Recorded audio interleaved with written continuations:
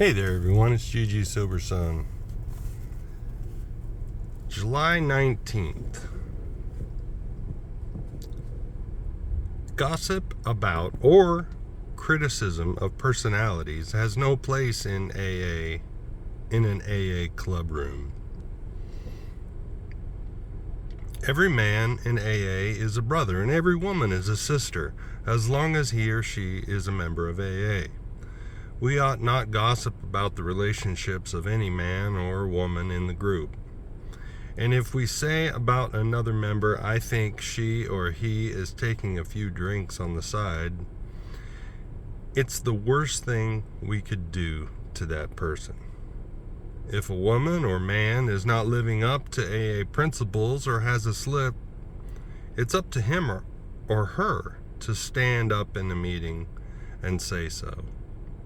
If they don't do that, they are only hurting themselves. Do I talk about another member behind their back? Meditation for the day. To God, a miracle of change in a person's life is only a natural happening. But it is a natural happening operated by spiritual forces. There is no miracle in personalities too marvelous to be an everyday happening. But miracles happen only to those who are fully guided and strengthened by God. Marvelous changes in people's natures happen so simply, and yet they are free from all other agencies than the grace of God. But these miracles have been prepared for by days and months of longing for something better. They are always accompanied by a real desire to conquer self and to surrender one's life to God. And I guess I'm going to be a little contrarian here, where it says miracles only happen only to those who are fully guided and strengthened by God. Now, we don't know the condition of their heart, but there are a couple of examples in the really big book where Jesus healed people, which is a miracle, without them asking. And so, was there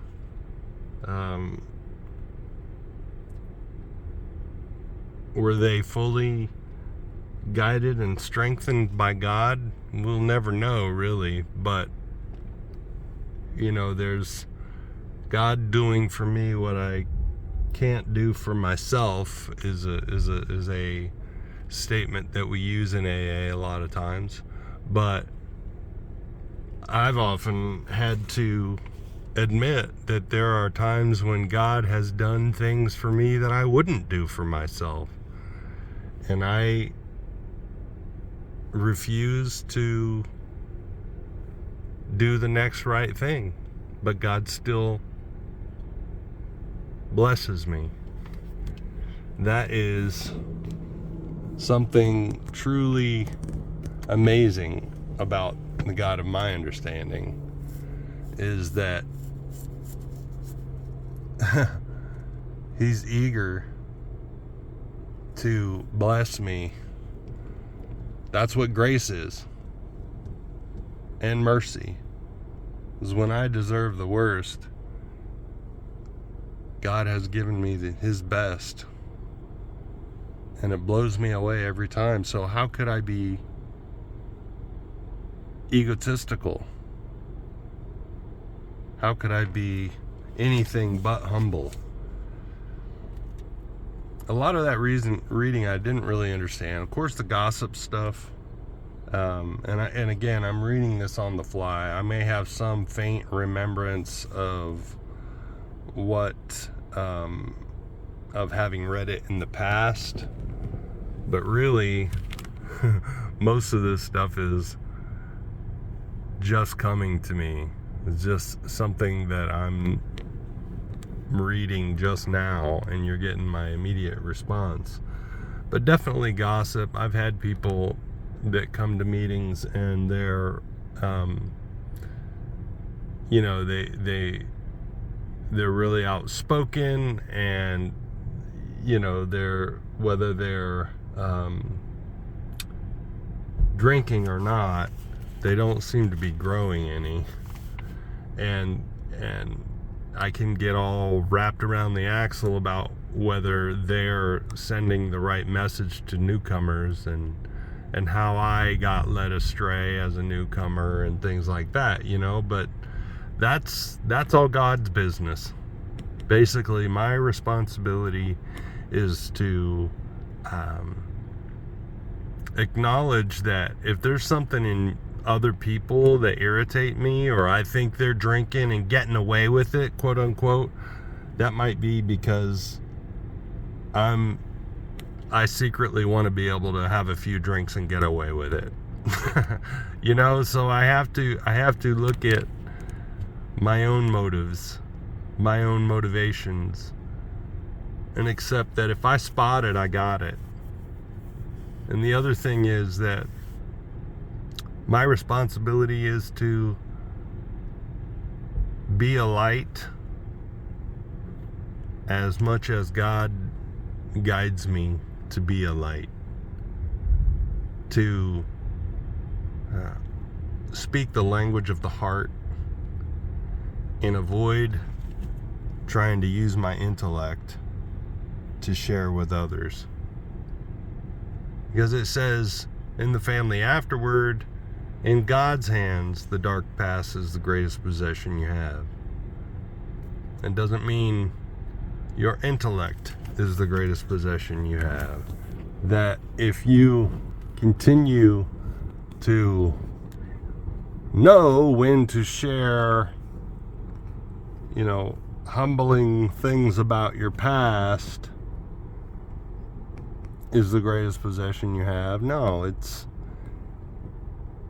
every now and then, well, not every now and then, quite frequently, I'll get a nudge as somebody is sharing something, and that's my higher power going, yep, it's time to share that. Go ahead and share that. You know what I mean? And if I think I have a formula of what to share and when to share it, then I'm limiting God's ability to speak to the hearts of other people. So I'm better off if I just remain humble, remain teachable, and realize that I don't know much. And that'll keep me humble. Prayer for the day. I pray that I may expect miracles in the lives of people. I pray that I may be used to help people change. Amen to that. And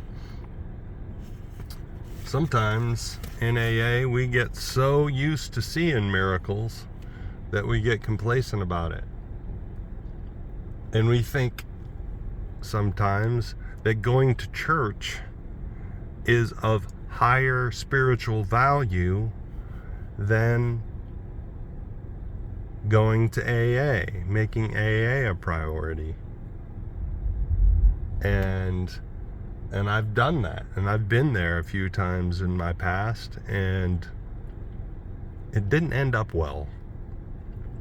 Don't get me wrong, I have a local church that I call my home church, and I serve in that church, but I don't get it twisted. AA is my home church, for real. And oftentimes, when I'm asked to speak, or I'm put in a position of facilitator for small groups, for lack of a better term, in my church, I bring what I learned in AA to those small groups. And it seems to be received awfully well. Except to those who think they know a thing or two about a thing or two. They get they can get kind of prideful. And it's just like I've been in the past, where I'm good at sharing in meetings, and if I get people up on their elbows, leaning in, listening, nodding their head, or laughing at my jokes, I think I'm working my program. And that is a lie. And I see that in others, obviously. And that was the indicator that I should look at my own stuff. If I spot it, I got it. So if I have it and it irritates me when I see it in other people, I have to let go of it. I have to, as in the 7th step, humbly ask God, Him, to remove my shortcomings. So every day I don't pick up a drink, I'm in with a chance. So I'll keep coming back. Thanks for letting me share. I hope y'all keep coming back. Love ya. Look up. Aim up. Rise up.